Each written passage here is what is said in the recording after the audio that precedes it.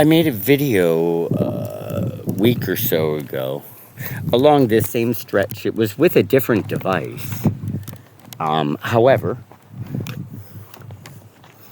we received a little bit of rain, and it's a little bit further along in spring. And I see more leaves on the ground that are burned, and I see more dead things that should be growing.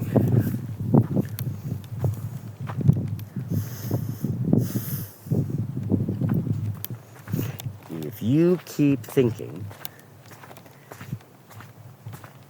it's climate change, you are missing the point.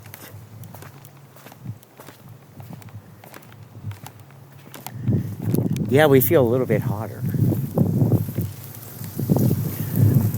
Birds are sitting on bridges with their wings in the air so that they can cool off.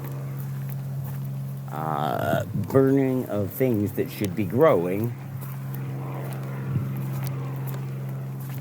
means it's caused by us.